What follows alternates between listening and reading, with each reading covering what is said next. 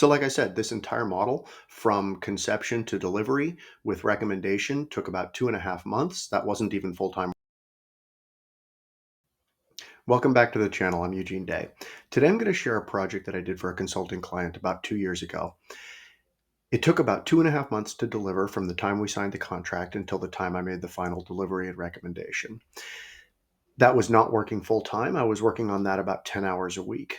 So realistically, I could probably deliver this in a month if I had all of the data and everything on their side that they had to supply in a timely fashion. The project was a large academic medical center, had an emergency department which was genuinely overwhelmed. Average length of stay from arrival at triage to disposition, meaning discharge or admission to the inpatient areas of the hospital, was taking nearly 12 hours. And that's a very, very challenging environment. This is a emergency department that has a large volume, large capacity, and can handle a lot of patients. They were seeing more than 100,000 patients a year. But nevertheless, they were feeling overwhelmed and they were concerned about their ability to move patients through their system with the speed and reliability that you need to expect from a large academic medical center. So they had an idea. They wanted to build a unit that could board some of those ED patients that were maybe needing to be admitted. They weren't sure, but they needed to observe them for sometimes as much as 23 hours before they made a decision on should they be admitted or should they not be admitted, as opposed to feeling the pressure to admit them immediately in order to decant them from the ED, admit them to the inpatient area so that they could open up capacity in the ED for new patients. But of course, building that care area was going to cost somewhere close to $10 million to get it up and running, staff it, et cetera. And so in order for the ED to convince hospital leadership that this was a valuable capital investment, they decided to contract with me in order to simulate the system and demonstrate the return on investment that it would have, the ability to decant the waiting room, the ability to improve flow through the system, reduce length of stay, and provide better care for their patient base. And so what I did then was come in and create a discrete event simulation, which is what I do. And I'm going to show that to you right here. And this is the model that I built. What you can see is the ED area where care is provided. And if I turn and this is the model that I built. You can see the emergency department. Patients arrive here. They come into the waiting room. As you can see, the waiting room currently has a census of about 45 patients. They are eventually admitted to one of three major care areas within the ED, a vertical care or two standard urgent pods. There is also the resuscitation bay for patients that are very, very sick in need of, as you say, resuscitation.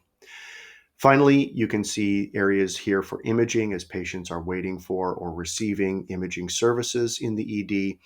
Patients flow through this system just the same way they do in the real world, and the individual attributes of each patient are statistically identical to the cohort of patients that the emergency department sees in the real world. So no one patient here represents any one real world patient, but in aggregate, when you look at the statistics of the simulated population, those statistics in terms of how much radiology they need, how many lab services they need, how severe they are, et cetera, is identical to the real world set. I took that data from their real world patients in order to create this simulation.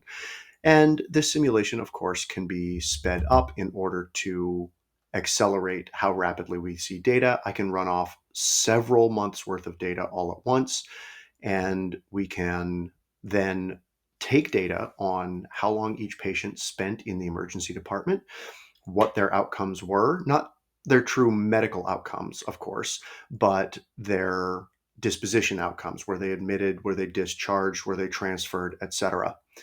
And this allows us to then implement a decision unit, just as they were interested in building, in the simulation. And we can see when the simulation is run according to their current practice versus according to their proposed future state, what are the differences? So what did we find? We found that if they were able to implement the decision unit that they were interested in, first of all, I was able to tell them the size that it should be. They were interested in knowing how many beds they needed.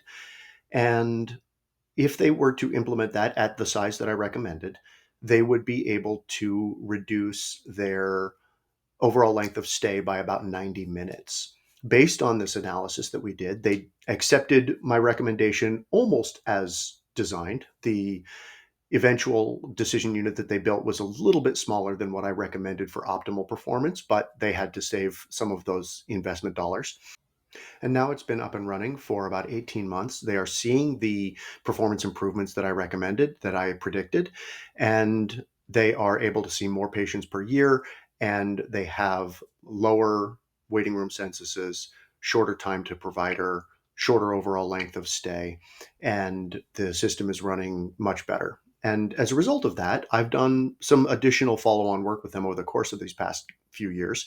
And it's really exciting work. I'm looking to continue to work with this client. I'm very excited about it. And it's really gratifying when I can do a large scale implementation like this.